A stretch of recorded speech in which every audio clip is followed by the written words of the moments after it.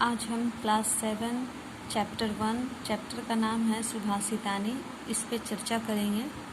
सुभाषितानी का पहले अर्थ जान लें। सुभाषितानी का अर्थ क्या है?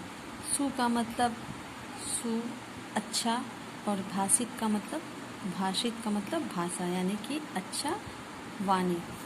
इस चैप्टर में 6 श्लोक दिए गए हैं। 6 श्लोक पर हम लोग इसके अर्थ को और इसकी व्याख्या पे हम लोग ध्यान देंगे। पहला श्लोक है, पृथ्वीव्याम ऋणी रत्नानि जल मंत्रम शुभाषितम। पृथ्वीव्याम ऋणी रत्नानि जल मंत्रम शुभाषितम मूढ़य पाषाण खंडेषु रत्न संज्ञा विधीयते। इसका अर्थ है कि पृथ्वी पर 3 रत्न हैं, जल, अन्न और सुभाषित। लेकिन मूर्ख के द्वारा जो पत्थर के टुकड़ों को रत्न को समझने की संज्ञा दी गई है। इसका अर्थ यह है कि मूर्ख लोग पत्थर के टुकड़ों को रत्न समझते हैं, जबकि असली रत्न हमारा जल, अन्न और सुभाषित है। सुभाषित का अर्थ तो आपको पता ही है, मधुर वचन। सत्येन धार्यते पृथ्वी, सत्येन तपते रवि, सत्येन वाति वायुश्च सर्वसत्ये प्रतिष्ठितम्। इसका अर्थ है, सत्य से पृथ्वी धारण करती है, सत्य से ही सूर्य तपता है, सत्य से ही वायु बहती है और सब कुछ सत्य में ही स्थित है। नेक्स्ट नंबर 3 श्लोक है हमारा, दाने तपसी शौर्य च विज्ञाने विनये नये विस्मयो न ही कर्तव्यो बहुरत्ना वसुंधरा। इसका अर्थ है दान में, तपस्या में, शौर्य में, विज्ञान में, विनम्रता में और नीति में आश्चर्य नहीं करना चाहिए, क्योंकि पृथ्वी अनेक रत्नों को धारण करने वाली है।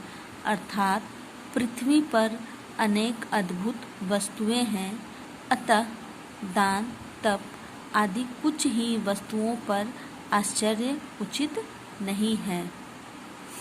नेक्स्ट श्लोक है हमारा, शब्दिरेव सहासित शब्दि कुर्वित संगतिम सद्भिर्वाद मैत्रीं च नास्भिद किंच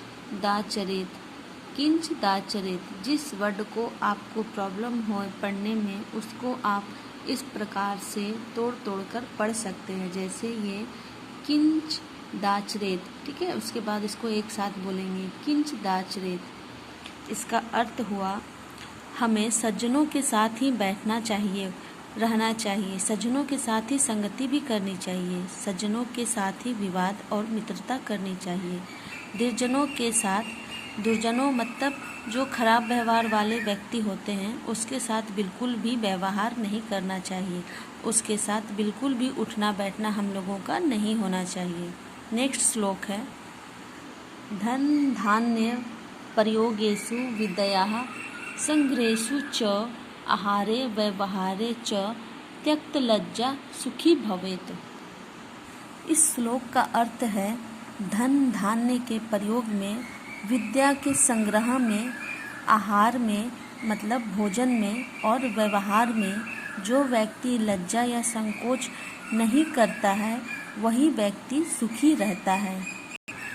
नेक्स्ट श्लोक है हमारा, क्षमावसी कृति लोके क्षमया किम न साध्यते शांति खड़क करे यस्य किम करिष्यति दुर्जन।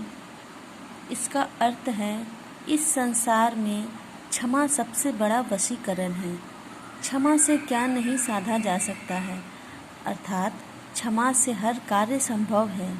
जिस व्यक्ति के हाथ में शांति रूपी तलवार है, इसका अर्थ है कि जो व्यक्ति शांत रहता है, दुर्जन भी उसका कुछ नहीं कर सकते, मतलब दुर्जन उसका कुछ भी बिगाड़ नहीं सकते।